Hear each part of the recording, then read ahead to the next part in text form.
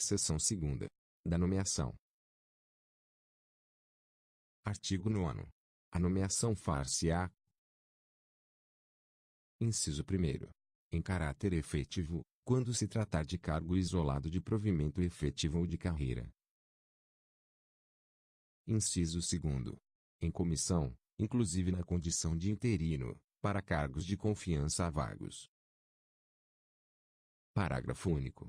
O servidor ocupante de cargo em comissão ou de natureza especial poderá ser nomeado para ter exercício, interinamente, em outro cargo de confiança, sem prejuízo das atribuições do que atualmente ocupa, hipótese em que deverá optar pela remuneração de um deles durante o período da interinidade. Artigo 10. A nomeação para cargo de carreira ou cargo isolado de provimento efetivo depende de prévia habilitação em concurso público de provas ou de provas e títulos, obedecidos à ordem de classificação e o prazo de sua validade. Parágrafo único. Os demais requisitos para o ingresso e o desenvolvimento do servidor na carreira, mediante promoção, serão estabelecidos pela lei que fixar as diretrizes do sistema de carreira na administração pública federal e seus regulamentos.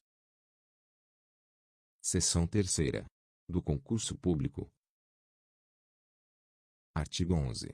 O concurso será de provas ou de provas e títulos, podendo ser realizado em 2 etapas, conforme dispuserem a lei e o regulamento do respectivo plano de carreira, condicionada a inscrição do candidato ao pagamento do valor fixado no edital, quando indispensável ao seu custeio, e ressalvadas as hipóteses de isenção nele expressamente previstas. Artigo 12. O concurso público terá validade de até 2 anos, podendo ser prorrogado uma única vez, por igual período. Parágrafo 1º. O prazo de validade do concurso e as condições de sua realização serão fixados em edital, que será publicado no Diário Oficial da União e em jornal diário de grande circulação. Parágrafo 2º. Não se abrirá novo concurso enquanto houver candidato aprovado em concurso anterior com prazo de validade não expirado. Seção 4ª. Da posse e do exercício. Artigo 13.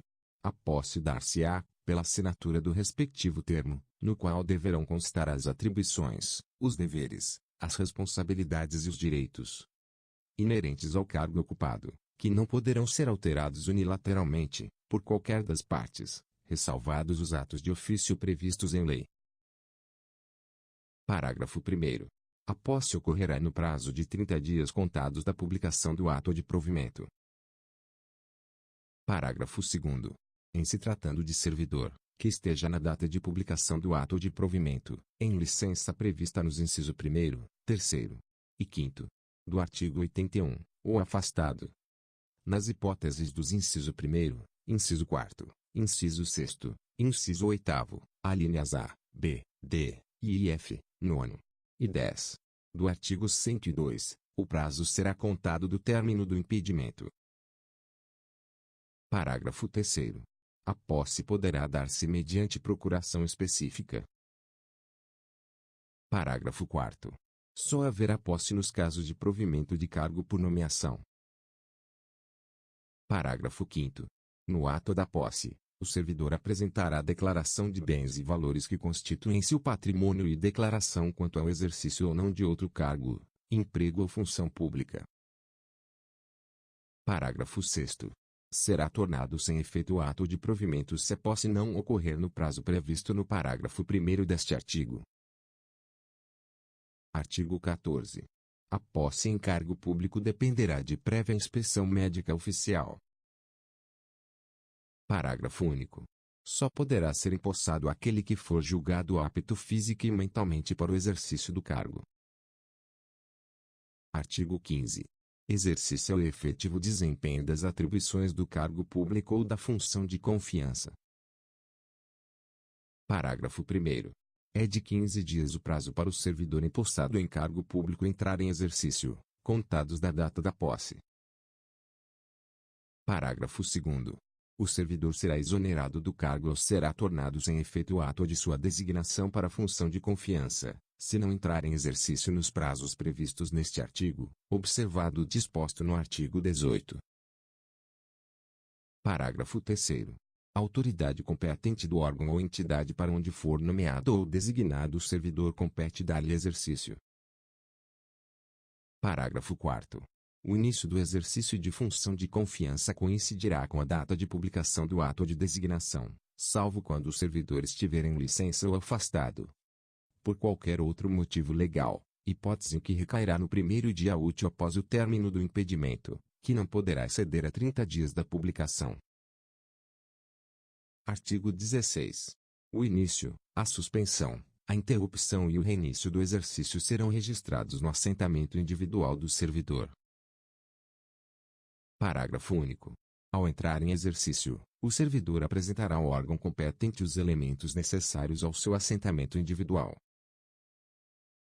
Artigo 17. A promoção não interrompe o tempo de exercício, que é contado no novo posicionamento na carreira a partir da data de publicação do ato que promover o servidor. Artigo 18. O servidor que deva ter exercício em outro município em razão de ter sido removido, redistribuído, requisitado, cedido ou posto em exercício provisório terá, no mínimo, 10 e, no máximo, 30 dias de prazo, contados da publicação do ato, para a retomada do efetivo desempenho das atribuições do cargo, incluído nesse prazo o tempo necessário para o deslocamento para a nova sede. Parágrafo 1º. Na hipótese de servidor encontrar-se em licença ou afastado legalmente, o prazo a que se refere este artigo será contado a partir do término do impedimento. Parágrafo 2º. É facultado ao servidor declinar dos prazos estabelecidos no caput. Artigo 19. Os servidores cumprirão jornada de trabalho fixada em razão das atribuições pertinentes aos respectivos cargos, respeitada a duração máxima do trabalho semanal de 40 horas e observados os limites mínimo e máximo de 6 horas e 8 horas diárias, respectivamente. Parágrafo 1º.